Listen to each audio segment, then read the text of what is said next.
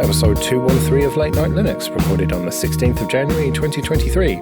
I'm Joe, and with me are Phelim. How's it going? Graham. Hello. And Will. Hello. Let's get straight on with our discoveries then.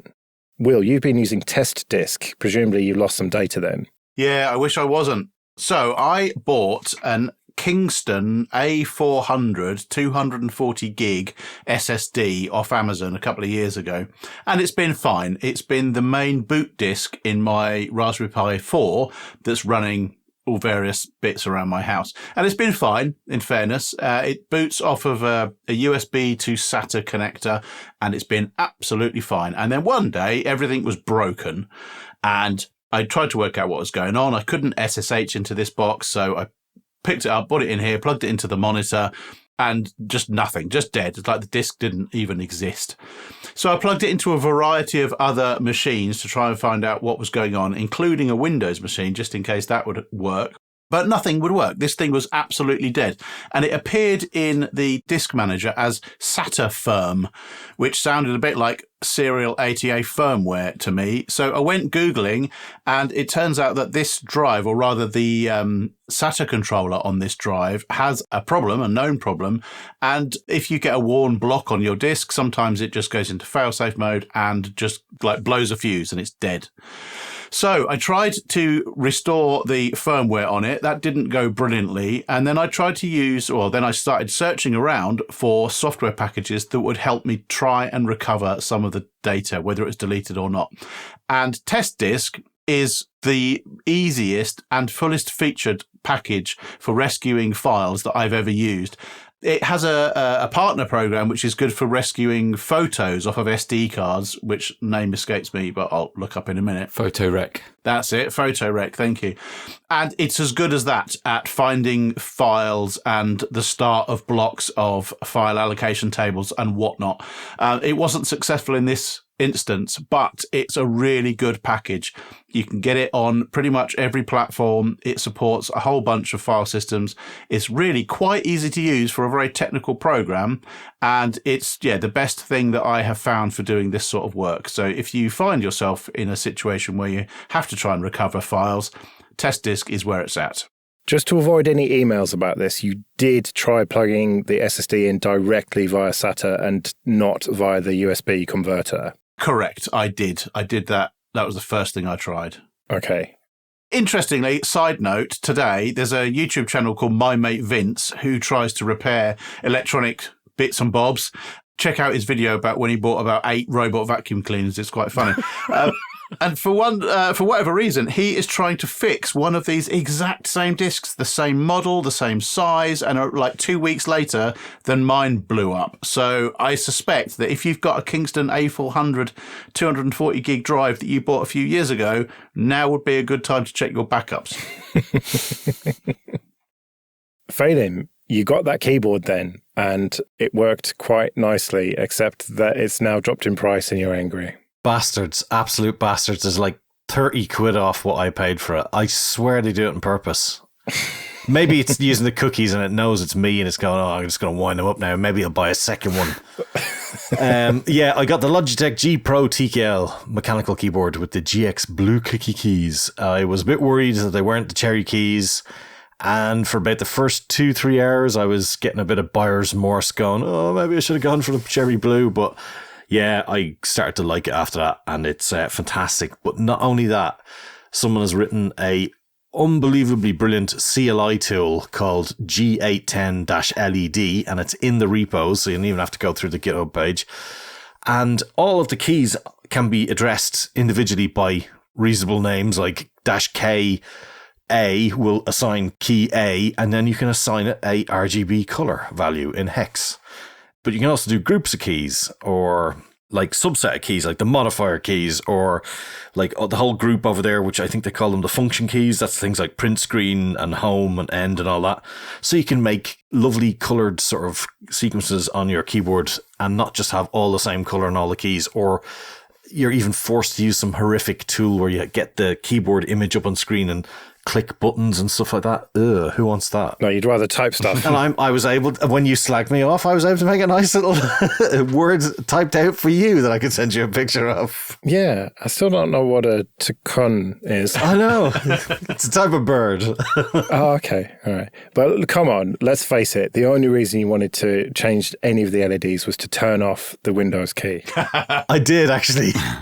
I turned off that and the caps lock key. But that is a cool feature of it, where you can actually set the value to be 0 and the light goes off, which is quite nice, I think. And I have most of my keys amber, but I've got a few of the things like function keys are like a sort of a turquoisey kind of color or something like that. But you can dim them down as well, which, like, when they start off at max power, they sort of cut the eyes out the back of you if you're in a low light environment. So it's really, really easy, and it's so simple the way this thing works. Have you saved all of the config into a bash script? I don't have to. It remembers it in firmware when the machine reboots. Ah. But I have it in my bash history, so in case I should save it out. And there's actually a startup daemon that actually does have that ability where you can actually pre-configure a whole load of stuff yourself in a simple config file and do it that way as well. So yeah, I mean, it is so well done. So if you just unplugged it now and then plugged it into your laptop, say, it would remember it all? It would, I believe.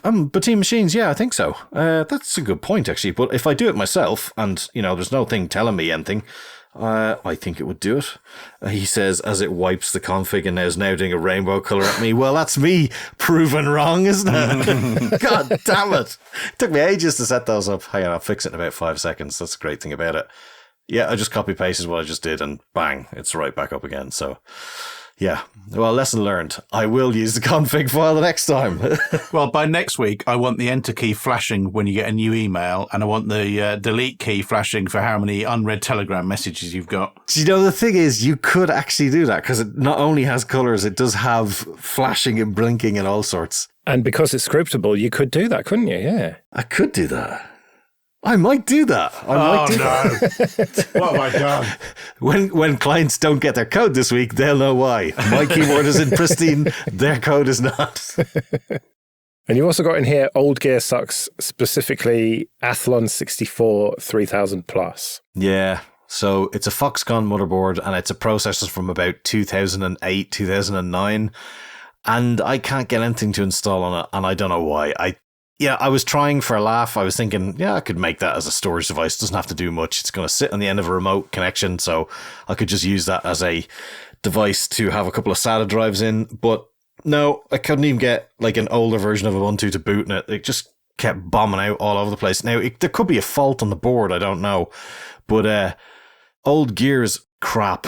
Just don't do it. Apart from anything else, it's going to use loads and loads of electricity. So, I wouldn't bother. See, that's the thing. I don't think it is, though. And, it's a free machine, and I hate to throw stuff away that is, well, I thought functioning perfectly, but maybe it isn't. So maybe I shouldn't. It's funny. I was thinking, am I going to look this up? And then I saw Graham select it in the doc, so I know he's looking it up now. I mean, I had Athlons for a long time. I remember you had to loop a piece of copper cable around a couple of pins to be able to unlock the multiplier so you could overclock them. Oh my God. I had a lot of fun. I'm pretty sure that my first PC was an Athlon of some description. The first one I bought myself was an Athlon 500 megahertz. Yeah. Yeah, and mine was so shit that eventually I had to take the side off the PC and point a desk fan at it to keep it cool enough to not just shut itself down every 5 minutes. To be honest, though, that was the last time I cared about hardware, was that pre-1 gigahertz where you had all sorts of lunatics like submerging processors in mineral oil and like putting refrigerating units into them and stuff and trying to overclock the bejesus out of an Athlon 600 up to like a gig and stuff. That was fun back then, but then it all got very boring. And all these people who know all the CPU architecture names like Arselake and whatever the fuck they are. I mean, I just couldn't care about anything less. Okay, this episode is sponsored by Linode. Go to linode.com/late-night-linux, support the show, and get $100 free credit. From their award-winning support, offered 24/7, 365 to every level of user, to ease of use and setup, it's clear why developers have been trusting Linode for projects both big and small since 2003. Deploy your entire application stack with Linode's one-click app marketplace, or build it all from scratch and manage everything yourself with supported centralized tools like Terraform. And check out their managed MySQL, Postgres, and MongoDB databases, that allow you to quickly deploy a new database and defer management tasks like configuration, managing high availability, disaster recovery, backups, and data replication. Simple and fast to deploy with secure access, their flexible plans include daily backups. So go to linode.com/late-night-linux, create a free account, and you'll get $100 in credit and support the show. That's linode.com/late-night-linux.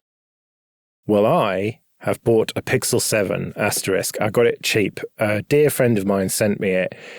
Brand new sealed for basically half price. Now, he assures me he didn't get it off the back of a truck. No, he got it from a trade-in, and he was just sick of me complaining about Lineage. And he said, look, I'm going to just sort you out a proper phone, and then you can talk about it on the show, and, you know, it's kind of my contribution to it. So I've been playing with totally stock Android. Ooh. Yeah. And there's a few things I miss from Lineage, but ultimately it's not that bad to the software experience, and the hardware makes up for it. And the fact that I can have my banking apps now, I don't have to fuck around with passwords and remembering my memorable phrase and trying to, okay, what's the 13th one? You know, it's just fingerprint, done. It's so much easier. Good for you. It's also so much easier for Google. They don't have to fuck around now to try and find you. Oh, come on. I had the Google apps anyway. Like, what's the difference? Yeah. Okay. But I tell you what, I often have my phone on while I'm cooking. Like, someone will send me a message and I'll like just use my knuckle because my fingers are just like covered in greasy shit or whatever. And I just do a quick double tap on the top bar thing to turn the screen off. Well, that isn't a thing in stock Android, it turns out. That's just Lineage. Oh, right. I can't believe they haven't done that. And the clock position, oh, please, somebody out there tell me how I can move it back to where it fucking belongs on the right. My notifications belong on the left. And it just keeps catching my eye. Oh, I haven't got a notification. It's just the fucking clock. And, you'll get used to it, Joe. Well, fucking 2 weeks in, I haven't got used to it yet. I don't know. Where's the volume thing? Is it on the right, midway down vertically now on that? Yes. I hate that. And that's part of my version of Lineage. I hate it, and I find it's so minuscule that I can't. It's either I have blaring, ear-bleeding audio or it's mute.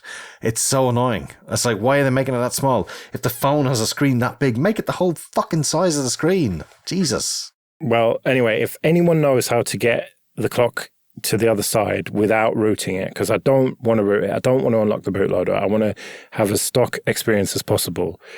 Then that'd be great. The hardware is good though. Screen's good. It's a bit heavy. I think they made it deliberately heavy with all the glass to make it seem fancier, but I'd rather it be lighter, but whatever. Camera is just fucking amazing. Like, I've been using the Gcam on Lineage, which is sort of hacked together port of the Google camera, but to have one that's like meant to be, it's so much better, and it just automatically does night sight and stuff. And fuck you failing with your shitty Lineage camera. Flood fill. Whatever. Looks fake. The calendar is just so bad, and actually, it's the same in Lineage, I think. No, it's the Google Calendar is terrible, which you get if you flash the G apps. But I just got ETAR, is it ETAR? ETAR from F-Droid, and it's like, oh yes, a proper fucking calendar. And that synced with all my Google shit, so that was brilliant. And charging's a bit weird. Like, some of my chargers don't work, and then I plug them back in and they do. It's all just a bit fucking weird. I don't know what's going on with that, because it doesn't come with a charger, of course. It doesn't even come with a cable. Or maybe it does come with a cable, but it doesn't come with a charger because they want to be like Apple. So you think it would just work with every charger. Like my OnePlus 3T charger, I think, that does the fast charging, that just doesn't work at all. And I charged it while I was sleeping the other day, or plugged it in and then woke up and it just hadn't charged. So that sucks. But it's fine. It's the battery's really good, and it's new, so the battery's extra good, so that's fine. And no headphone jack, man. No. You know what? I had been preparing myself for this day for a long time. I'd been using Bluetooth almost exclusively, and occasionally my battery would die on whatever device, and I'd plug it in and go, yes, smug, I've got this headphone jack. But then for Christmas, I bought myself a Flip Sampler. It's this stupid app which I've subjected you lot to before, where you can just record into the phone and just make daft fucking hip-hop beats and whatever. And you can't use it with Bluetooth because the latency is just too frustrating. And so I had to buy myself some of those dongles, the USB-C to 3.5mm, and that's a bit weird. It takes a while to sort of recognize it and load the driver or whatever, and it's just all a bit shit, quite frankly. Yeah, and just wait till you mangle your charging port because you've been plugging it in off and on so many times a day. But overall, I've been pretty happy with it. Now, the only real reason I needed root before was Magisk modules to make the camera work. Well, that's not a problem anymore because I've got proper stock Android on a Pixel, so that's fine. The other thing was I was using Adaway, which just replaces your hosts file, essentially, with a big fucking list. Well, it turns out that AdGuard has a public DNS server that you can just put in to the settings, the network settings, and it's almost as good as Adaway. It blocks most ads. I've seen a couple, but they weren't like horribly offensive or anything. So that has sort of solved the last problem. So apart from this clock issue and the minor annoyance of not being able to double tap the top bar to turn the screen off, I'm pretty much sorted, I think. I'm pretty much happier than before. When I was weighing up the options between AdGuard and Pi-hole, I don't know, was it about a year ago maybe? I came down in favour of Pi-hole because it gave me that little bit more flexibility and it was a little bit more transparent. One of the problems I found was that sometimes I needed a site to be unblocked. How are you going to do that with AdGuard? Have you got any options? Is it just disable that DNS server or disable that service and try again? Yeah, because it's pretty quick to do it. Just go into the settings and you can just disable it and then re-enable it afterwards. Yeah, I mean, I had the problem with Adaway where t.co was blocked, which is any link off Twitter. And so I had to then allow list that, and then it was fine. And that was my concern. But I think AdGuard is a little bit less zealous with the blocking, and that's why I've seen a couple of ads. So I think I'm less likely probably to run into those problems with it, hopefully.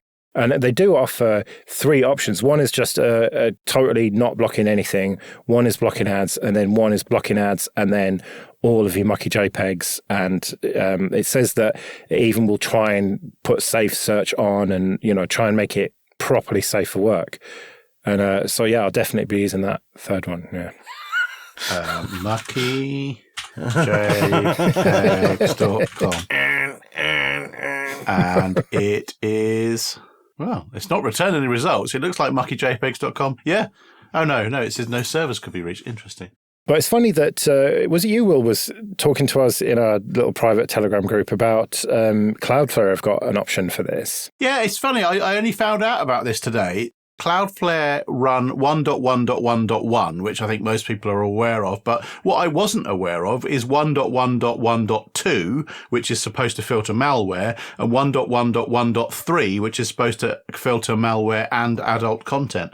So I think this concept that you can just change to a slightly different DNS server with a relatively easy to remember IP address is a really nice service. It's a good idea. Yeah, quite a low impact way to sort out like younger family members or something like that. I might have to try it. 1.1.1.3 does not block muckyjpegs.com. While you've all been talking about this, I just thought I'd have a look at Pi-hole, my Pi-hole locally, and it's just incredible how much stuff it's blocking. It's just like a 24-hour moving log, but I don't know, 64,000 queries. The top domain blocked is global.telemetry.insights.video.a-to-z.com. Why is it blocking stuff in the middle of the night? Yeah, I guess my daughter goes to bed later than I think she does. Yeah, because it dies down to about 200 per few minutes. But there's something going on there, Graham. That should be flatlined to zero. Yeah, you're right. It's the PlayStation. It's the PlayStation's booting at night for patches. Yeah, maybe. No, what it is, it's the smart telly. It's getting up, right, and walking around your house and looking at you. That's what Phelim actually believes. No, not quite. I do think my robot Hoover does, though. Because it has blocked me from the living room by getting stuck in a corner near the door. And I was like, right, you got 5 seconds or I'm going to hockey puck you across the room. I'm very surprised that you've got a robot vacuum cleaner. I have 2 dogs and a cat. Yes, I have a robot Hoover. It's a dumb one. Wow. Doesn't do any mapping, though. That's what they want you to think. Yeah. Oh no, trust me, they've done a very convincing job of programming it to make it look like it hasn't a fucking clue where it's going. Is it connected to the Wi-Fi? It is connected to the Wi-Fi, yes. And you won't even have a smart telly that's not connected to the network. Well, do you know what? There's no camera on the TV. It's not sending pictures of what I'm watching back to Sony. So, yes, I will. Want to bet? I don't talk when the Hoover's in the room, mind you, because I still don't trust it. Do you wear a series of disguises around the house? Yes, I do. How did you know? It's just me, Don Incognito. You are such a fucking hypocrite, honestly. I'm not a hypocrite. I don't interact with the Hoover. It stays in its room. I stay in mine. Okay, this episode is sponsored by Tailscale. Go to tailscale.com. Tailscale is a VPN service that makes the devices and applications you own accessible anywhere in the world, securely and effortlessly. It enables encrypted point-to-point connections using WireGuard, which means only devices on your private network can communicate with each other. Unlike traditional VPNs, which tunnel all network traffic through a central gateway server, Tailscale creates a peer-to-peer mesh network. It handles complex network configuration on your behalf, so you don't have to. Network connections between devices pierce through firewalls and routers as if they weren't there, so there's no need to manually configure port forwarding. Tailscale is available for Linux, Mac, Windows, Raspberry Pi and ARM, Android, iOS, Synology, and for devices that don't allow additional software to be installed, such as printers and other embedded devices, where you can set up a subnet router to act as a gateway, relaying traffic from your Tailscale network onto your physical subnet. So go to tailscale.com and try it for free on up to 20 devices. That's tailscale.com. Graham, you've linked to a 3D model, which is really cool. Yeah, this is a weird one. I wasn't sure how you take this, but it's like a 3D model, as in a model you could download and view it in Blender or in a web viewer of a statue of an old Egyptian queen called Nefertiti. Specifically, a physical bust that's in the Neue Museum in Berlin of this Queen Nefertiti. When I used to travel, it's a bit nerdy, but I loved going to museums, and I've been to lots of museums in lots of places. I'm really luckily privileged to be able to do that. But this actual bust of Nefertiti in the Neue Museum in Berlin was hands down the most amazing thing I've seen. The craftsmanship on it, the beauty of it, the form of it, I don't know, it's really beguiling. That's all I can really say. It's an incredible statue. It's smaller than you might think it is. The statue itself, I don't know, I think it's like 4,000 years old. It was found in rubble near to the workshop where the sculptor created it. It's stucco-coated limestone. And it's the painting, it looks so real in front of you. It's a very popular exhibit. I've even got to the state where I'll get up early, which I never do, and go over to the Neue Museum as it opens to go and see it before everything else opens. So that's a bit of a backdrop to this work of art. And for a long time, I've been looking for the kind of 3D models, something that you can kind of experiment with or render in Blender or just look at in a way that you can kind of see how something's made or see the craftsmanship that's gone into something. And it's actually surprisingly difficult for this stuff that's 4,000 years old and really, I think, should be in the public domain. So this is actually courtesy of the National Museum of Antiquities in the Netherlands, I think. They've been 3D scanning a load of these ancient artifacts and then making super high resolution textures and 3D models of these artifacts available under CC Creative Commons 0, so no rights reserved, basically in the public domain, which I feel is where they should be. And I think for people who aren't able to travel to Berlin or the Louvre or wherever it may be, it's the next best thing, seeing them rendered in a browser or if you're seeing them rendered in VR if you can, or being able to download them and experiment them and with them and use them as you see fit. And it's really liberating. And I think this is exactly where works of art like this should be. So I'm fascinated by it. And it's a great model as well. It's super high resolution, very high quality, something that you can actually study the kind of form and structure and creation of devices like this. It's a very impressive demo. I've just found myself just twisting it around and looking at it from all angles. It's almost better than a museum because you can have a look around the back of it and It's brilliant. Yeah, and there's no one there. I mean, when you see the real thing, it's a bit like the Mona Lisa. It's very famous. You get hordes of people trying to just spend a half a second in front of it. Yeah. And this way you can light it as you want to, because the lighting's very harsh as well in the museum. I genuinely study how it's a fascinating piece because it's elongated in certain ways to accentuate certain features. It's a real work of art. It's 4,000 years ago, not soon after ancient Britons were just putting stones on top of each other. Yeah, and you can turn it around the back and have a look at the intricate painting on there that you'd never see in a museum, I don't suppose. So, yeah, it's very, very impressive. And great that it is effectively public domain as well. Yeah, and it's hosted on Sketchfab, and you can download a Blender object directly. And it's not just this, there's loads of them. Yeah, there's loads of pieces like this, all different scales, all the same high quality scanning, all from around the world. And, Egypt, I've never been to Egypt. The question is, have you 3D printed one for your house yet?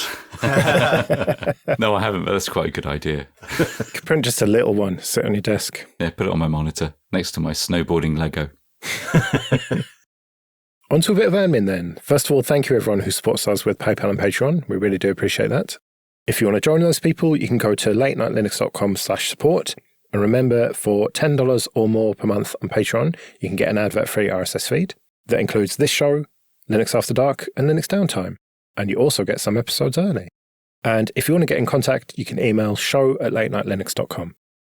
Let's do some feedback then. Tim said, I was wondering if any of you use Midnight Commander on Linux. I've been using it on various systems for the last 20 years, HP UX, Sonos, Red Hat, Cygwin, mostly at work. I just think it's a great program and should be recommended to new Linux users who are afraid of dumb terminal sessions. This is something I've heard of as a kind of fabled old school thing that I just have never got around to using. I used to use one a bit like that on DOS, but I can't remember what it was, and that was a really long time ago. And was it Norton Commander? Oh, God, it is. You're right. Yeah. And I don't know, I prefer just using command line, to be quite honest, and globbing and things like that. It's just so much easier than ticking and highlighting files. But I do always get told, do I want to install it? Because I usually type MC instead of MV. I've certainly used it a long time ago. I think when I didn't have so much confidence, I'm not great on the command line, but it's really good for doing batches of files that you can't easily create a wildcard match for. And yeah, at the time, Norton Commander I think was really popular, and people could move to the Linux terminal and feel familiar with that. And I think it was started by Miguel de Casa of GNOME and Nat Freedom fame. I feel like there's a kind of a Back to the Future plot there where we could go back and convince him not to, take on Mono and then go work for Microsoft. And I don't know the names of them, but I've certainly looked at more recent curses-based file management apps on the command line. I might have to have a look at a couple of that I've used for the next discovery, see if I can find something better, because I'm sure there are better solutions now. Warren wrote, just something I stumbled across on Mastodon. Here be nostalgia dragons, and then linked to Lotus 123 for Linux. Have you been at the crack again, Warren? Oh dear. I thankfully never, ever, ever had to touch that, but I have only heard delightful things about it. Yeah, I've never used it either. Again, it's one of those kind of nostalgic things for a lot of people that was just slightly before my time, I think. I had a job once where I had to run it, I think it must have been Windows 3.1. It was ancient. God.